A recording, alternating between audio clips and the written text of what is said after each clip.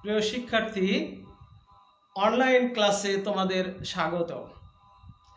আমি Mohammad Mahmudul Hasan Mukul, Bilhalti Trimohoni honours college, Dangapara, Singra, Natore marketing বিভাগের পক্ষ থেকে তোমাদের জানাই প্রাণঢালা অভিনন্দন। মার্কেটিং বিভাগের এইচএসসি অর্থাৎ একাদশ শ্রেণীর ক্লাস নিয়ে তোমাদের সামনে আমি হাজির হয়েছি।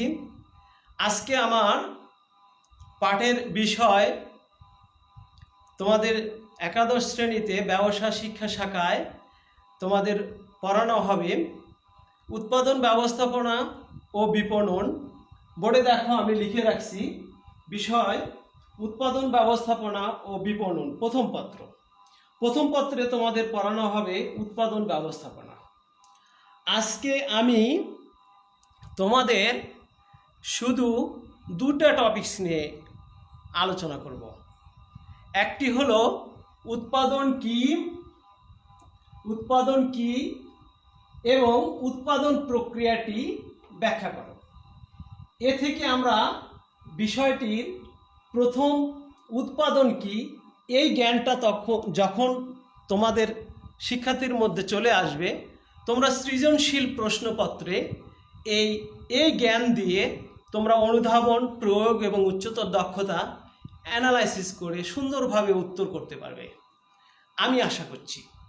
তাই দেখো, উৎপাদন কি,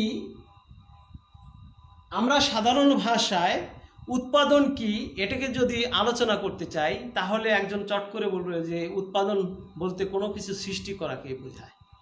কিন্তু না, উৎপাদন বলতে কোনো কিছু সৃষ্টি করাকে বোঝায় না, সরাসরি না। প্রকৃতপক্ষে মানুষ কোনো জিনিস সৃষ্টিও করতে পারে না এবং কোনো জিনিস ধ্বংসও করতে পারে না। তাহলে প্রিয় শিক্ষার্থীরা, তোমাদের মনে প্রশ্ন জাগতেই পারে যে তাহলে মানুষ কি করতে পারে? হ্যাঁ, মানুষ করতে পারে প্রকৃতি প্রদত্ত সম্পদকে বিভিন্ন উপকরণের মাধ্যমে তারা ওই প্রকৃতি সম্পদের উপযোগিতা অর্থাৎ উপযোগ সৃষ্টি করতে পারে। এখন আবারও প্রশ্ন জাগতে পারে যে উপযোগ কি স্যার? উপযোগ হলো কোনো বস্তু বা অবস্তুর মধ্যে মানুষের অভাব মেটানোর যে ক্ষমতা, এটাই হলো উপযোগ। তোমরা আরো সুন্দর করে মুখস্থ করে নিতে পারো যে কোনো বস্তু বা অবস্তুর মধ্যে মানুষের যে অভাব মেটানোর যে ক্ষমতা, সেটাই হলো উপযোগ। দেখো, যদি একটা উদাহরণ দিই তাহলে তোমরা পরিষ্কার হবে।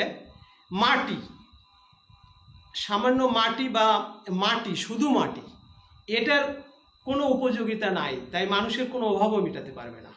কিন্তু এই মাটিকে যদি প্রক্রিয়াজাত করে আমরা কুমারদের দেখেছি, কুমাররা হাঁড়ি পাতিল ইত্যাদি তৈরি করে এবং বর্তমানে ফ্যাশনের সাথে তাল রেখে তারা বিভিন্ন ফুলের টব, তারপরে ঘরের আসবাবপত্র এবং ফুলদানি ইত্যাদি তারা মাটি দিয়ে তৈরি করে মানুষের অভাব মিটিয়ে আসছে।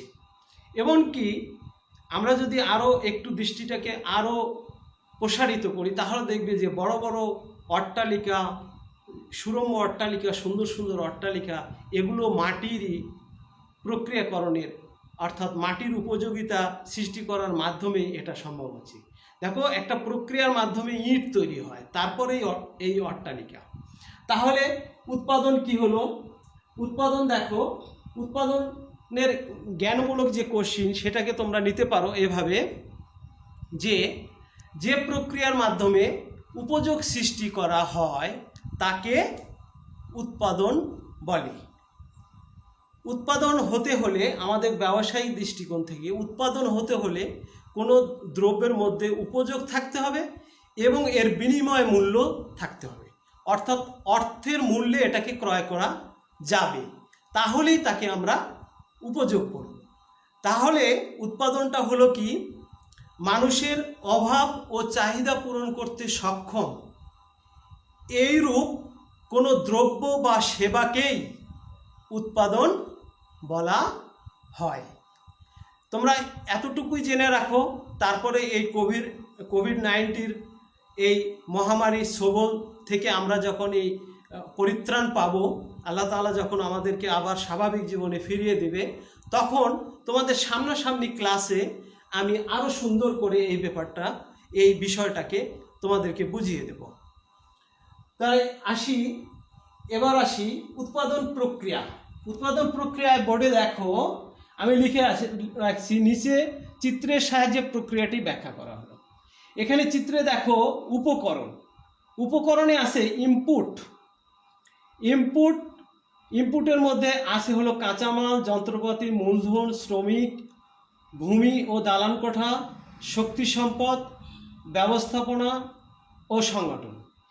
এই উপকরণগুলোকে পরিমাণ মতো যতটুকু লাগে একটা উৎপাদন হতে বা পণ্য তৈরি করতে বা দ্রব্যাংশ বা সেবা তৈরি করতে পরিমাণ মতো মিশ্রণ করে প্রথম প্রক্রিয়া, এটা একটা ধাপ।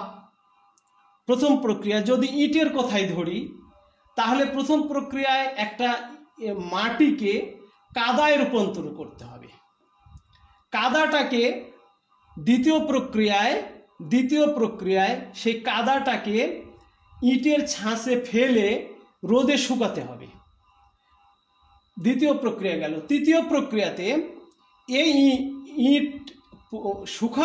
রোদে শুকানো ইটটাকে আবার ইটের ভাটার চুল্লিতে আগুনে পুড়িয়ে পূর্ণাঙ্গ পণ্য ইট হিসাবে আমরা আউটপুট পেয়ে যাব। তাহলে তোমরা বুঝতে পারলে যে একটা রূপান্তর প্রক্রিয়া, ট্রান্সফরমেশনের মাধ্যমে এটা করা সম্ভব। তাহলে প্রিয় শিক্ষার্থীবৃন্দু, তোমরা এই জিনিসটা বোর্ডে দেখলে যে একটা উৎপাদন প্রক্রিয়া চলতে গেলে এটা সুন্দরভাবে একটা নিয়মতান্ত্রিক উপায়ে একটার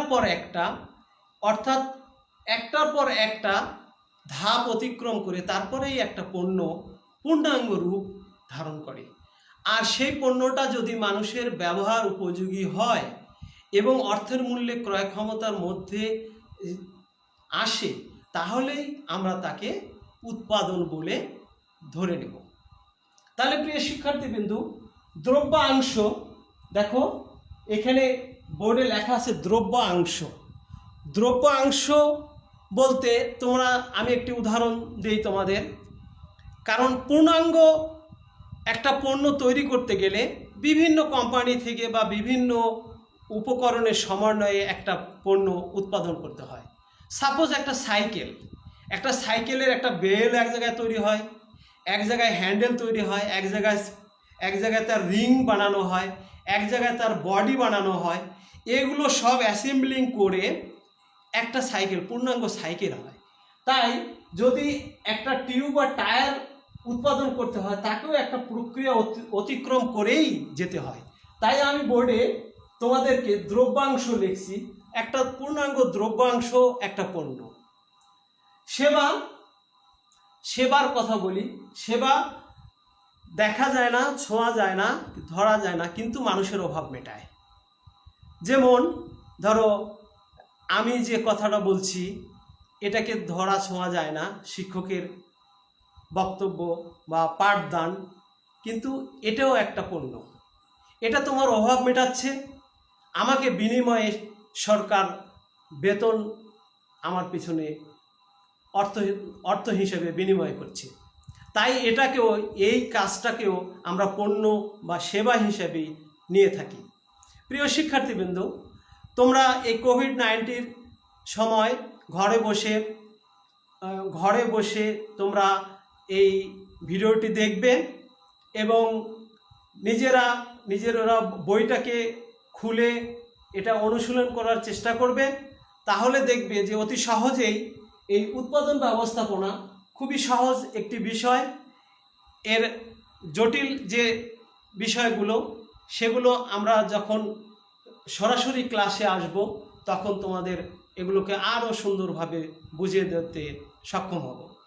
প্রিয় শিক্ষার্থীবৃন্দু, তাহলে আজকে আমরা শিখলাম হলো একাদশ শ্রেণীর উৎপাদন ব্যবস্থাপনা বিষয়ের প্রথম পত্রের প্রথম অধ্যায়ের পাঠ্যসূচির প্রথম বিষয় বস্তু হলো উৎপাদন। তাহলে তোমরা এটা জ্ঞানমূলক প্রশ্ন যদি আসে তাহলে তোমরা এক কথায় এটাকে লিখলেই হবে। এক কথায় যে উৎপাদনের লিখলেই হবে, তোমরা উৎপাদন এবং উৎপাদনের প্রক্রিয়াটি সুন্দরভাবে ব্যাখ্যা করতে পারবে। তোমরা আজকে এ পর্যন্তই আমার ক্লাস সমাপ্তি ঘোষণা করছি। আগামীতে তোমাদের উৎপাদনের আওতা এবং উৎপাদনের গুরুত্ব নিয়ে বিস্তারিত আলোচনা করব। আল্লাহ হাফেজ। তোমরা সবাই ভালো থাকো। এই মহামারী থেকে আমাদেরকে সবাই আল্লাহ তাআলা পরিত্রাণ দান করুক, এ আশাবাদ ব্যক্ত করেই আমার ক্লাস এখানেই শেষ করছি। আল্লাহ হাফেজ।